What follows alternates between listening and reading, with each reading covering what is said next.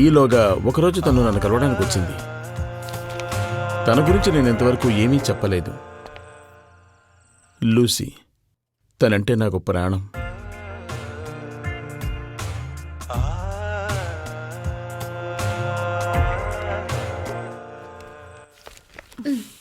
చదివింది చాలు. టైం ఎంతైంది? పడుకునే ఐడియా లేదా?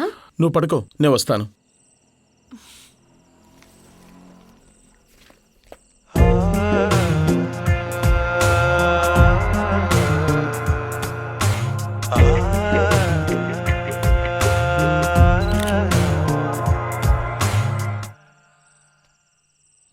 రా.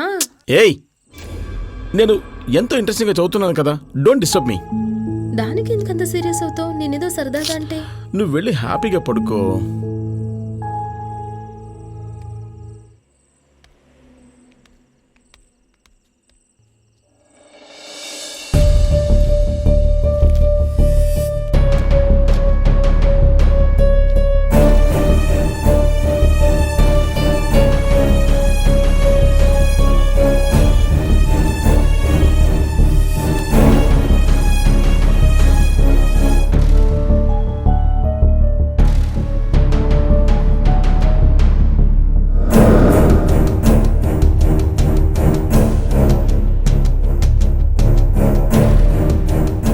ఇరవై 23వ తారీఖున మా ఇద్దరి జీవితంలో గొడవ మొదలైంది.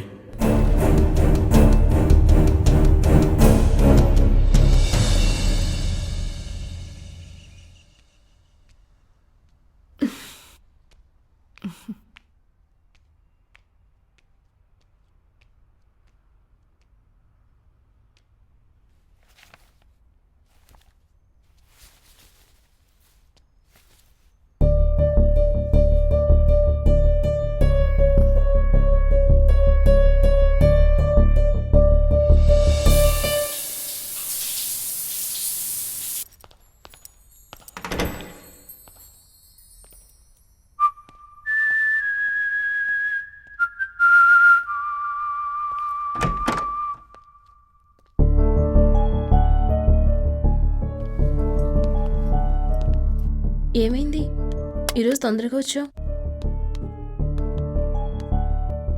ఆర్కే వచ్చాడా?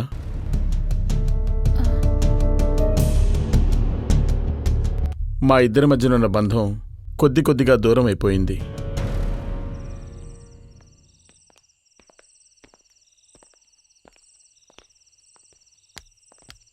హాయ్ రవి అంకుల్, చూసి చాలా రోజులైంది.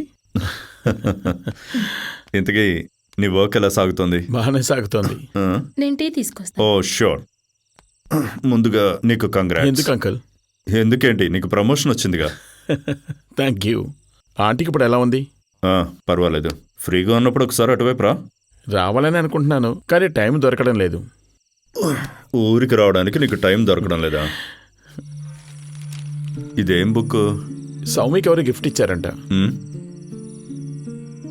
ఎలా ఉంది, చదివావా? లేదు, ఇప్పుడే మొదలుపెట్టాను. నీకు చదివే అలవాటు ఉందా? అలా ఏం లేదు, ఇంట్రెస్టింగ్గా ఉండేసరికి చదువుతున్నాను అంతే.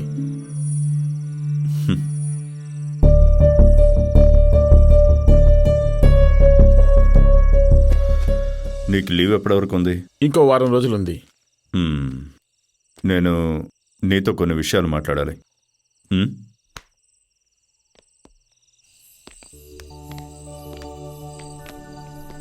ఫ్రెడీ, నీకేమైంది? ఏమైనా డిస్టర్బ్డ్గా ఉన్నావా? చెప్పడానికి ఏదైనా విషయం ఉందా? ఉన్నట్టు ఎందుకు అలా అడుగుతున్నారు? హే, నిన్నేదో డిస్టర్బ్ చేస్తుంది, అది కన్ఫర్మ్. అసలు విషయం ఏంటో చెప్పు. బాగానే అడిగారు. ఎవరికి చెప్దామా అని ఆలోచిస్తున్నాను. బహుశా మీరు నాకు సాయం చేయగలరు అనుకుంటారు. షూర్, విషయం ఏంటో చెప్పు. ఒకవేళ ఇది నా ఊహ కూడా కావచ్చు. ప్రతిదీ ఈ పుస్తకం చదవడం మొదలుపెట్టాకే మొదలైంది. అంతా ఒకే నెంబర్తోనే కనెక్ట్ అయింది. నంబరా? Yes, number 23. ఇందులో బోల్డ్ అండ్ ఇన్సిడెంట్స్ ఆ నెంబర్తోనే కనెక్ట్ అయ్యాయి. ఈ పుస్తకం చదివినందువల్లేమో కానీ ఎక్కడ చూసినా ఆ నెంబరే కనిపిస్తోంది. ప్రతిదీ ఆ నెంబర్తోనే ముడిపడింది, 23.